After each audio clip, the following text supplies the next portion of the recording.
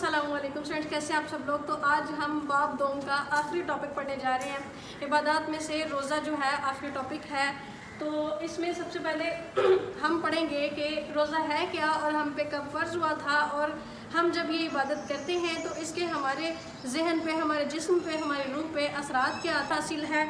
अब रोज़े के लिए कुरान और हदीस में सयाम का लफ्ज़ इस्तेमाल हुआ है। सयाम निकला है सोम से, और सोम के लगवी मायनी है किसी चीज़ से रुकना या किसी चीज़ से बच जाना। तो शरई इस्तिलाह में वो इबादत जो एक मुसलमान तलुए फजर से गुरूब आफ्ताब तक के लिए करता है, और इस दौरान में वो अपनी नफसानी ख्वाहिशात और हर जायज़ जितनी भी उसकी ख्वाहिशात है खाने पीने की, इन सब से रुका रहता है और अल्लाह के हुजूर हाजिर रहता है, अपनी इबादत की तकमील करता है।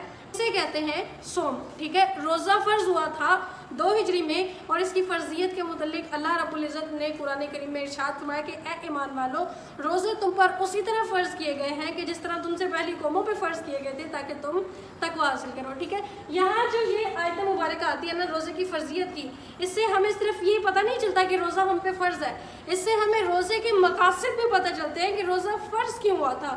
तो रोज़ा इसलिए फ़र्ज़ हुआ था कि हम तकवा हासिल करें, हम अल्लाह का कुर्ब हासिल करें। तमाम आकिल बालिग मुसलमानों पर फ़र्ज़ है।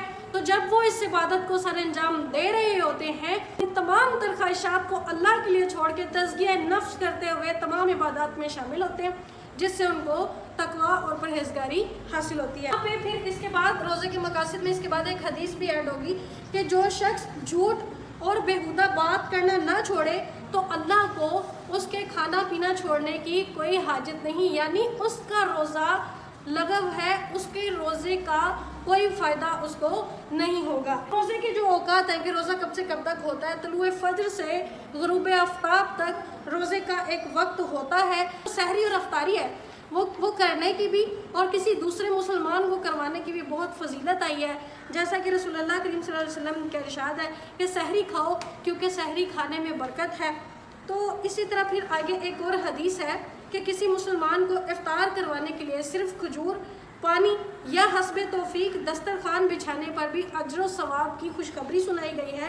नबी करीम सल्लल्लाहु अलैहि वसल्लम ने फरमाया कि जिसने किसी रोज़ेदार का रोज़ा इफ्तार कराया तो उसे भी उसके बराबर सवाब मिलेगा, बग़ैर उसके कि रोज़ादार के सवाब में से ज़रा भी कम किया जाए। यानी इफ्तार करवाने वाले को भी रोज़े के बराबर सवाब अता किया जाएगा। उसके बाद अगली जो बात आती है कि रमज़ानुल मुबारक की बरक़ात हमें क्या हासिल होती हैं, और रमज़ानुल मुबारक को इतना मुक़द्दस जो है वो क्यों है। तो जैसा कि आप सब लोग जानते हैं कि कुरान जो है रमज़ान के महीने में मुकम्मल हुआ था, इसका नज़ूल भी तब हुआ, मुकम्मल भी तब हुआ। दूसरा इसमें है कि इसमें लैलतुल क़द्र मौजूद है, और लैलतुल क़द्र की फजीलत ये है तो अल्लाह रब्बुल इज़्ज़त ने 1000 महीनों से अफजल करार दिया गया, इसलिए जो इस रात में इबादत की जाती है वो भी अफजल तरीन इबादत है। नमाज तरावी को क़यामुल लैल भी कहते हैं, रात का क़याम भी कहते हैं, यानी जो मुसलमान रात को अमूमन इशा के बाद सो जाते हैं। ठीक है, लेकिन तरावी रमज़ान की एक ऐसी खासियत है कि आप नमाज इशा के बाद का भी कुछ हिस्सा अल्लाह रब्बुल इज़्ज़त की बारगाह में पेश रहते हैं। उनके आखिरी 10 दिनों में एतकाफ़ करते थे। उम्महातुल मोमिनीन भी रोज़े रखती थी और एतकाफ़ करती थी। इस तरह एतकाफ़ भी सुन्नत है।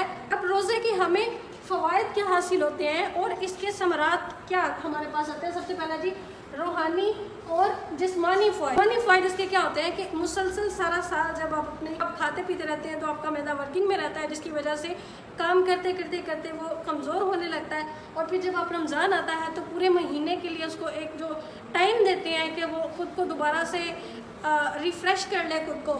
तो ये जो सारे रूहानी के साथ साथ इस तरह से आपको रूहानी के साथ जिस्मानी फ़वाइद भी हासिल होते हैं। ठीक है, उसके बाद रोज़े की बरक़ात। ठीक है, रोज़े होते हैं कि आप ज़्यादा से ज़्यादा इबादत करना चाहते हैं, ज़्यादा से ज़्यादा सदक़ात देते हैं, ज़्यादा से ज़्यादा लोगों को अपने दस्तरखान पे शामिल करते हैं। अच्छा, नज़्म व ज़ब्त की पाबंदी। रोज़ा आपको इस तरह से नज़्म व ज़ब्त की पाबंदी सिखाता है। तलुए फजर से लेकर आपने गुरूब आफ्ताब तक एक मुकम्मल रूटीन को लेकर चलना होता है। आपने सहरी खाई, उसके बाद अपनी इबादत को एक तरतीब से लेके आप चल रहे हैं, और इसी तरतीब के साथ आप पूरा महीना चलते रहते हैं। एक इससे आपको वक्त की पाबंदी का, नज़्म व ज़ब्त की पाबंदी का दर्स मिलता है। ठीक है, उसके बाद تقوی اور پرہیزگاری. جی روزے سے آپ کو پیچھے ہم نے آیت میں بھی بات کی کہ روزہ رکھنے سے تقوی اور پرہیزگاری حاصل ہوتی ہے، کیونکہ آپ زیادہ سے زیادہ عبادات کی طرف رجوع کرتے ہیں، جس سے آپ کے دل میں قرب الہی، خوف الہی اور تزکیہ نفس جیسی اچھی چیزیں پیدا ہوتی ہیں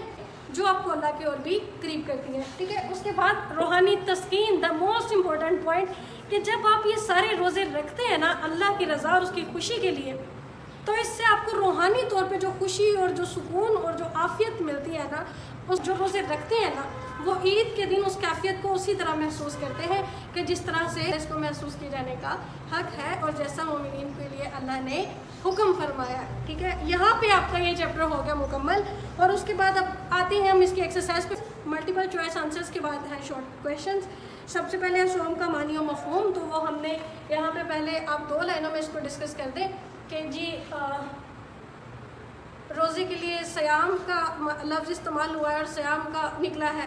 آپ اس کے لیے لکھ سکتے ہیں کہ روزے کے لیے سیام کا لفظ استعمال ہوا ہے، سیام نکلا ہے سوم سے. سوم کے لغوی معنی ہے کسی چیز سے بچنا یا کسی چیز سے خود کو روکنا. تو روزے کے اس طرح سے اصطلاحی معنی بنتے ہیں کہ آپ کسی چیز سے خود کو روک کے اللہ کی بارگاہ میں پیش رہیں. ٹھیک ہے. اس کے بعد روزے کے انسانی صحت پہ کیا اثرات مطلب ہوتا ہے وہ آپ نے یہاں پہ پڑھے. روزہ انسان کو پابندی وقت اور نظم و ضبط کا درس کس طرح دیکھتا ہے وہ بھی ہم نے یہاں دیکھا. پھر رمضان میں کی جانے والی مالی عبادات کون سی ہیں؟ تو آپ صدقہ دیتے ہیں، افطار کرواتے ہیں، تو اور اس کے علاوہ زکوٰۃ وغیرہ دیتے ہیں، زیادہ بڑھ چڑھ کے نیکی کے کاموں میں حصہ لیتے ہیں. پھر اس کے بعد ہے روزے کے کوئی سے 2 معاشرتی فوائد. تو آپ ان میں روزے کے معاشرتی فائدے میں جو ہم نے روزے کی برکات میں ڈسکس کیا تھا نا کہ آپ دوسروں کے لیے اچھے کام کرتے ہیں، آپ دوسروں کی افطاری کرواتے ہیں، آپ جو کسی کی پریشانی ہے ان کو بانٹنے کی کوشش کرتے ہیں. جب آپ دسترخوان پہ سارے لوگوں کے ساتھ مل کے بیٹھتے ہیں تو اس سے ایک دوسرے کی ہمدردی سے میں ایک دوسرے کی محبت میں اضافہ ہوتا ہے. یہ اس کے معاشرتی فائدے ہیں. اچھا اس کے بعد آپ کے پاس لانگ کویشچن ہے کہ قرآن و سنت کی روشنی میں روزے کی اہمیت اور فضیلت. تو ہم نے یہاں پہ جب تعارف پڑھا تھا تو بڑی ڈیٹیل کے ساتھ ہم نے اس میں 2 احادیث بھی کی ہیں، پھر آیت بھی کی ہے.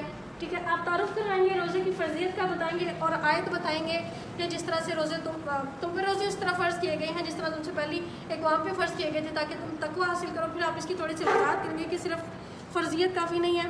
فرضیت کے ساتھ ساتھ اس آیت میں یہ بھی بتائیں گے کہ اس کے مقاصد کیا ہیں، تھوڑا سا مقاصد کو بتائیں گے. اس کے بعد آپ بتائیں گے اس کے اوقات کیا ہیں. اس کے بعد آپ یہاں سے اس طرح سے آپ افطار کرواتے ہیں اور اس کی برکات آپ کو کیا حاصل ہوتی ہے. یہاں آپ کا پہلا لانگ کویشچن کمپلیٹ ہو جاتا ہے. اس کے بعد جو دوسرا لانگ کویشچن ہے وہ آپ اس کو ڈیٹیل میں لکھتے ہیں. اس میں بھی آپ پہلے تعارف کرائیں گے روزہ کیا ہے، اس کے بعد آپ یہ ڈیٹیلز دیں گے تو آپ کا یہ کویشچن بھی کمپلیٹ ہو جائے گا. اور اس کے ساتھ ہی ہمارا باب دوم جو ہے ہم اس کو مکمل کر چکے ہیں. تو ملتے ہیں انشاءاللہ باب سوم کی پہلے لیکچر کی ویڈیو کے ساتھ. اوکے اجازت.